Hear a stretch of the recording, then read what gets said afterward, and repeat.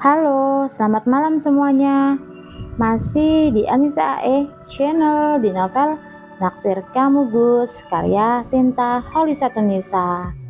Nggak nyangka, udah mau tamat aja nih. Di part kali ini menceritakan bagaimana hari-harinya Naira bersama Gus Zilan. Bikin baper nggak ya? Oke, sebelum kau mendengarkan, jangan lupa buat like, komen, subscribe, dan juga share ke teman-teman kamu. Selamat mendengarkan ya.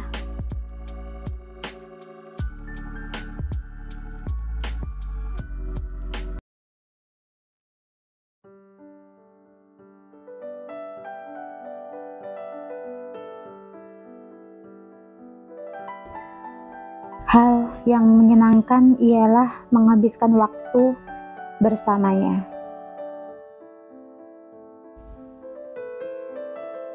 Seminggu sudah aku di pesantren. Sikap Gus Zilan terlihat berbeda semenjak sore itu, yang dimana saat itu Gus Zilan dengan lembutnya mengelus perut buncitku. Kini sikapnya begitu posesif. Seperti pagi ini, ketika aku ingin meminta izinnya untuk mengikuti kajian kitab di asrama.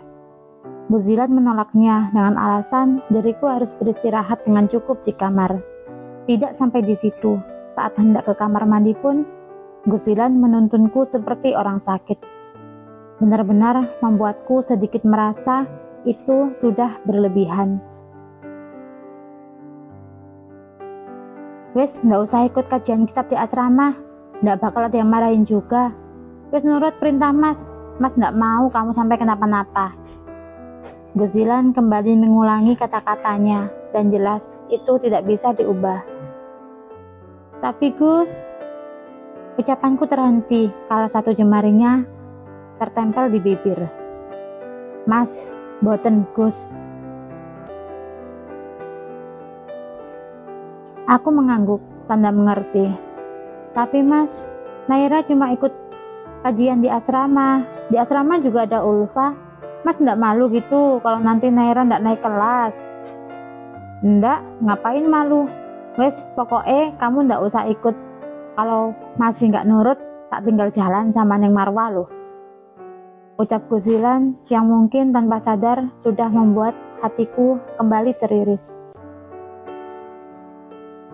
Rasa itu kembali hadir sesaat setelah Gus Zilan mengatakan jika diri tidak menuruti perintahnya, maka ia akan pergi bersama Neng Marwa. Berpikir lagi bahwasanya Gus Zilan benar-benar belum bisa melupakan Neng Marwa. Tegar Naira, berusahalah untuk tetap baik-baik saja.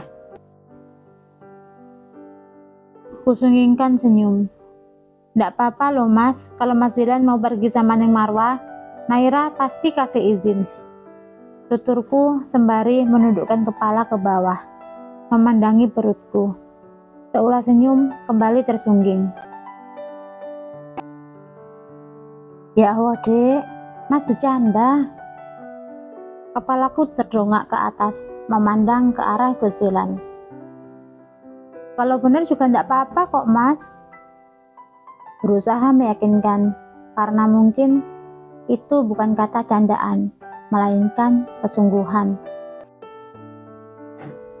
Enggak dek, mas benar-benar bercanda biar kamu tak pergi ke asrama ikut kajian. Kamu nanggepinnya malah serius.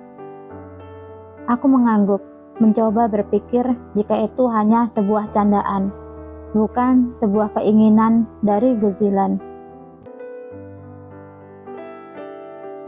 Nah gitu toh, wes kamu siap-siap.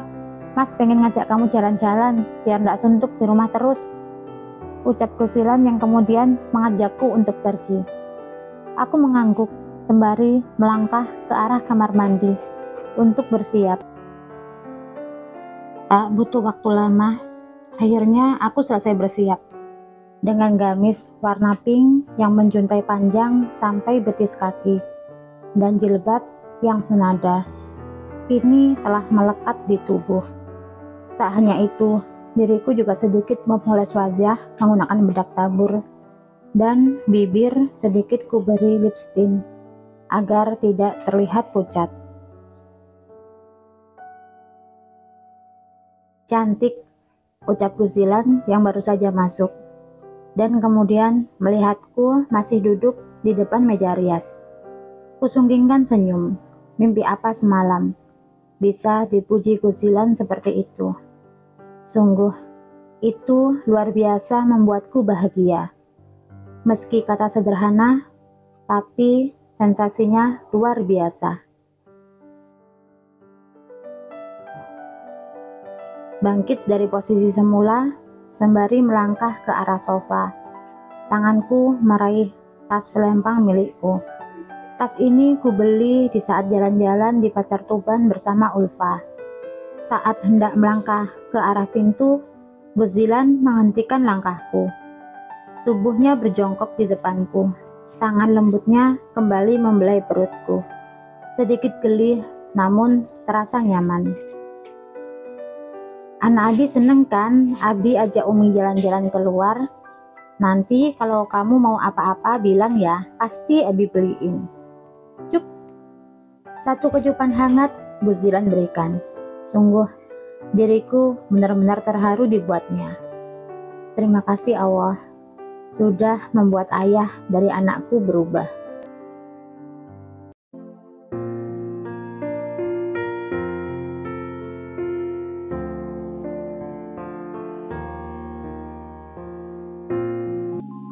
Kami sampai di sebuah taman. Banyak pengunjung juga yang datang ke sini. Di sisi kiri kanannya berjajar pedagang kaki lima. Tak ayal jika para orang tua membiarkan anak-anak mereka untuk membeli sekaligus bermain di taman ini. Sebab di sini juga terdapat banyak tempat bermain bagi anak-anak usia 1 tahun sampai 12 tahun ke atas.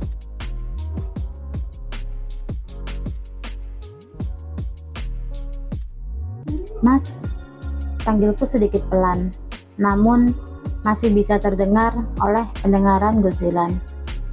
Wajahnya berpaling menatapku. Apa, Dek? Itu Naira pengen makan es bubur sumsum. Tunjukku ke arah penjual yang menjajakan dagangannya di pinggir trotoar. Hanya mengucapkannya saja, air liurku sudah tumpah ruah. Apalagi mencicipinya. Pasti sangat enak. Kamu pengen? Pertanyaan macam apa itu? Jelas-jelas tadi aku mengatakan jika diriku ingin memakannya. Kenapa Guzilan harus menanyakannya kembali?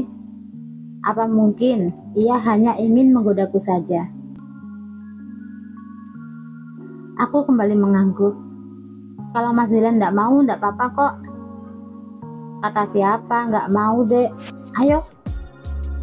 Ajaknya sembari menggenggam tanganku erat. Kami berjalan bersama dengan langkah gontai. Kaki ini berjalan mengikuti langkahnya. Kami pun sampai di tempat penjual yang kusebutkan tadi. Tanpa aku minta, Guzilan memesan 2 mangkuk es bubur sumsum. Tangannya terulur, menarik satu kursi, kemudian menyuruhku untuk duduk di kursi tersebut. Setelahnya, Guzilan baru mendudukkan diri di kursi yang lain. 5 menit kami menunggu. Akhirnya pesanan kami tiba. Penjual itu menyajikan semangkuk es di depanku terlebih dulu. Kemudian baru menyajikannya ke depan Guzilan. Dari harum baunya, begitu menggugah selera makan. Istrinya ngidam ya, Mas? Tanya penjual es bubur sumsum yang mungkin saja saat itu melihatku tengah meminum es dengan tidak sabaran. Iya, Mas, alhamdulillah, ucap Guzilan sebelum menyuap 1 sendok es bubur sumsum ke mulutnya.